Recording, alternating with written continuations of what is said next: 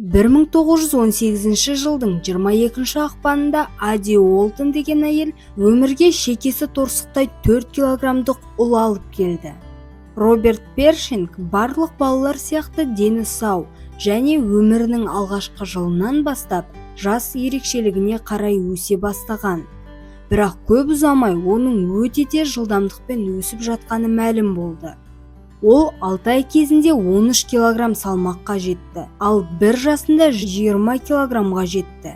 Сол уақытта Роберттің бойы 100 сантиметр болған.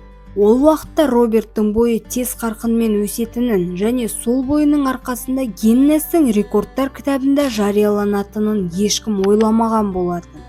Роберт басқа балаларға мүлде ұқсамайтыны белгілі. Оның ата-анасы балалық шағы барлығына ұқсас болу үшін қолдан келгеннің барлығын жасады. Ол үйінің үлкені болғанмен, барлық бауырларымен бірдей жұмыс істеген. 5 жасында Роберт 1 метр 62 сантиметрге дейін өсті және сол кездің өзінде жасөспірімдерге арналған киім киген. Ал ол 8 жасқа толғанда биіктігі 179 сантиметрге жететін әкесінен асып түсті. Оның қарқынды өсуіне байланысты мектепте арнайы парта дайындап жасады. Мектеп жасында ол жанындағылардан әлдеқайда ұзын болғанмен, Роберт әлі алдағы уақытта тағы өсетінін түсінді. Ол үйде інілері мен қарындастарынан әлдеқайда ұзын болатын. Көп балаларды ата-анасы көтеріп жүретін болса, Роберт керісінше өзінің 70 килограммдық әкесін баспалдақтан оңай шығарып түсіретін. Роберт 13 жасында бойы 120 сантиметрге жетіп, ресми түрде ең ұзын адам аталды. Мектепке арнайы форма дайындайтын. Ол кездерде Роберт құрдастарынан 5 есе көп калория тұтынған. Кейде калория саны 8000-ға дейін жеткен. Әдетте таңғы асқа Роберт 8 жұмыртқа, 12 тост, бірнеше стакан апельсин шырынын, 5 шынаяқ кофе және өте көп хлопья жейтін. 17 жасында оның бойы 2 метр 40 сантиметрге жеткен. Дәл сол кезде ол бойы ең ұзын жасөспірім деген атақты алды. Ал сіздің жасыңыз бен бойыңыз қанша? Комментарийге жаза кетіңіз. Барлығымызды мазалайтын сұрақ болар. Неліктен Иллинойс штатында тұратын қарапайым бала бірнеше жылдың ішінде тез өсіп кетті? Сент-Луистағы атақты докторлар Робертті зерттеп, оған гиперплазия гипофиза деген сирек кездесетін диагноз қойған. Бұл ауру кезінде өсу гормонының көп бөлуіне байланысты адам өте тез қарқынмен өсіп кетеді. Негізінен гипофиздің гипербелсенділігінің пайда болу себебі аденоманың ісігі болып табылады. Осының нәтижесінде гормон көп бөлінеді. Қазіргі таңда медициналық технологиялардың даму нәтижесінде гипофизарный гигантизммен ауыратын адамдарды операция жасату арқылы біржолата емдеуге болады. Бірақ Роберттің кезінде барлығы басқаша болған еді. Көптеген хирургтар ол операцияның сәтті өтетініне күмәнді болған. Ол аурудың тағы бір жаман жері адамның өлімінен кейін де денесі өсуін тоқтатпайды. Роберттің ашуына тиген сұрақтардың бірі төбеде ауа райы қалай деген сұрақ еді. Оның жасы 18-ге келгенде 3 жылдан бері бойы туралы жаңа сұрақ естімегені туралы айтқан. Роберт негізінен дені сау бала болатын. Басқа балалар не істесе соны істейтін. Бірақ кейде оның жағдайы әртүрлі проблемаларға келіп соғады. Оның өте ұзын бойының кесірінен ол кейде тізесі мен табанын мүлдем сезбейді. Сезген күннің өзінде ол аяғының әрдайым ұюына алып келетін. Не себепті деп сұрасаңыз, оның жүрегі өте ұзын аяқтарына қанды жеткізуге күші жетпеген. 10 жасқа келгенде Роберттің табаны көгеріп жарамай қалды.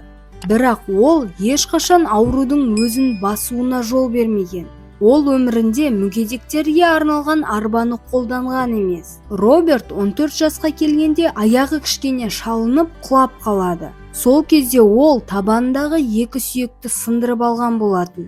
Сол кезден кейін оған темір скобалар тағып жүру керек болды. Келесі жылдары оған темір қозғалуға көмектескенімен, дәл осылар Робертті өлімге әкелетінін кім білген? Бұл туралы әлі алда айтатын боламыз. Бізбен бірге болыңыздар.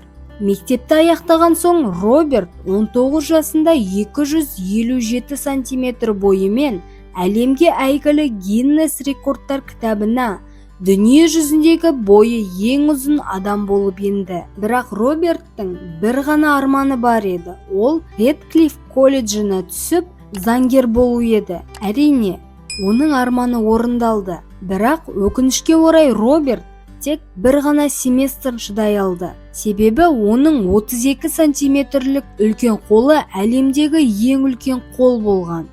Оның қолына қалам ұстау қиын болды, және де жатақханадағы өмірі де ыңғайлы болған жоқ. Осыдан кейін Роберттің заңгер боламын деген арманы судай басылды, және біраз уақыттан соң мүлдем жойылып кетті. Бірақ бұл жағдайдан кейін оның өмірі жақсы жаққа қарай өзгерді. Робертті әйгілі Ринглик ағайындары байқады. Олар цирктің егелері болатын. Олардың ойынша Роберт олардың шоуын толықтырып тұрады. Әсіресе олар тауып дайындап қойған бір топ кішкентай адамдармен көрсетсе. Роберт кәмелет жасына толып қойған соң олармен келісім шартқа отырды. Ол кездегі цирк біздің уақыттағы цирктен әлдеқайда оқшауланатын. Олар шын өмірде жүруге ыңғайсыздық тудыратын әртүрлі ерекше адамдарды тауып, оларды басқа адамдарға мазақ қылып, күлкі ретінде көрсететін. Олардың қатарында сақалы бар әйел, бірігіп кеткен егіздер, немесе біздің жағдайымызда бойы ұзын адам болады. Өмірде оларды мазақ еткенімен, циркте олар сол зат үшін ақша алатын еді.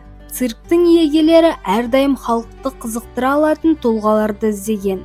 Біздің Роберт Уодлоу оларға ең керемет кандидат болды. Циркте жұмыс жасаған кезінде оны албандық гигант, немесе Иллинойстан келген гигант деп атайтын. Оның танымал болғаны соншалық тікелей негізгі шоуда ойнай бастады. Роберттің керемет жетістіктеріне қарамастан, бұл іс оған мүлдем ұнаған жоқ. Цирктағылар Роберт пен әкесі үшін қонақ үй жалдап, барлық жағдайларын жасап берді. Ол шоуларда костюммен жүретін, және күндердің бір күнінде оны аяқ киім жасайтын компания байқап қалды. Олар Робертқа модель болуды ұсынды. Роберт бұл ұсынысты қуана қабыл алды. Себебі оның аяғы 47 сантиметр болған. Ол шамамен 73-ші өлшем. Роберт аяқ киімін заказға алдыратын. Ол үшін ол өте қиын еді. Бұл компания оған тегін аяқ киім жасауды ұсынды. Әрине, Робертке елге күлкі болғанша модель болу қаттырақ ұнады. Егер де сізге осындай қызықты видеолар ұнаса, лайк басып, каналға тіркеле кетіңіз. Роберт әкесімен бүкіл елді аралап, аяқ киімді жарнамалай бастады. Әкесі баласына ыңғайлы болу үшін алдындағы орындықтарды алып тастаған.